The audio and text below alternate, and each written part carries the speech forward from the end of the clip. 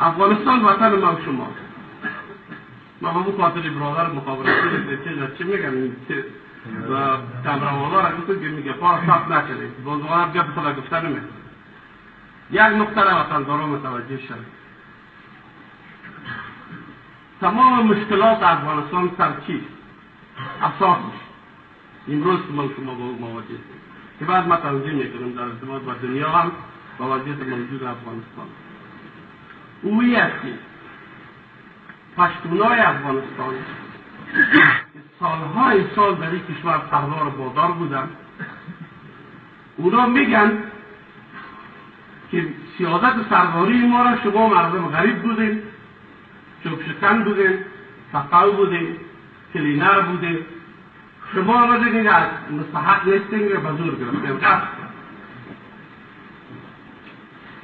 ما برشان میگیم که برادران ما قبول داریم که شما سردار سعید بودین، اما روز امتحان این کشور شما ترک کرده گرفته، ما از این غریبی که داشتیم ما قبول میکنیم که ما غریب بودیم. ما کی میگیم که ما مثل شما سردار بودیم؟ ما غریب بودیم، از این وطن دفاع کردیم. حالا ما مستحق هستیم که در این سیادت سرداری.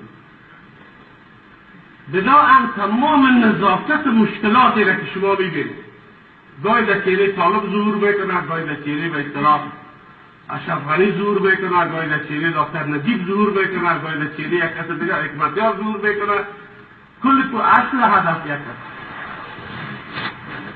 و طرف مقابل که ما و شما خصوص قوم و تاجیک میگن مخصوصا پنشید، شما یک نقطه را متوجه باشید.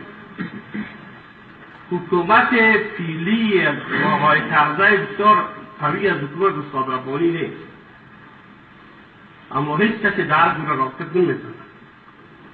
به خاطر از این راکت نمیزنن که یک پشتون از نمیشن.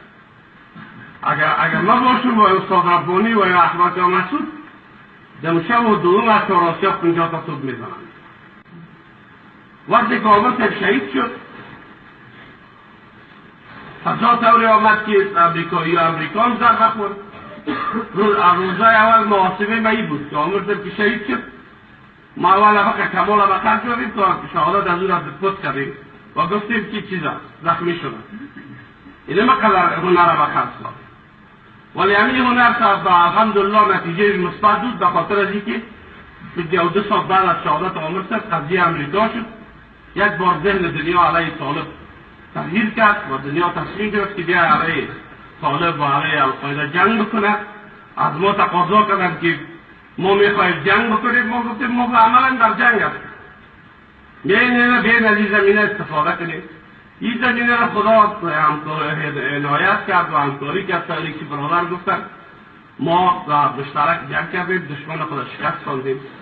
در فضا طوری مساعد شد که ما دشمن خدا شکست دادیم. همون دشمنی که ما را کشیده بود و همون دشمن ما شکست دادیم، تحقیق کردیم. با وجود دنیا که آمده بود، دنیا شرایط خدا داشت، اما ما با می فکر بودم تصمیم نامی بود که همون رقمی که ما را از کابل کشیده بودن، همون رقم باید ما را کابل بود. چرا با ما ننگوایی بود که ما را از کابل کشیده بودن، ما فرد داخل کابل شد. بعد زمینه همی آمد که امانت به مردم افغانستان و به مردم افغانستان اویی که نظام مردم افغانستان گفتیم که ملل متحده که بیا برو مداخلت و ما جور میم. پس کی جور میم؟ که فقط پشتونای افغانستان که نماینده ظاهر شد، نماینده سیاسی شد، قضای شد ما جور شورای عمومی ملل متحد جور مداخله کرد، مجلس بن دایر شد، همراه نماینده شد، همراه شورای روم جور آمده، حکومت موقت جور شد. بعد دولت انتقالی آمد، بعد همه چیز رفت جای شد. ما همه چیز مردم را تسلیم کردیم. جنگی که در اون دروازه و در راه تنگ شما بود، همون جنگ تا اونمو درایت که به خرج داده شده، بزرگترین کار اونموز که همون جنگ 8 سال است که در اونجا واقع جان داره. یک بچه شاهان هم داره و مخابرتی ما بود و وقت شما مقتر نظم و از خاروز بشناسید.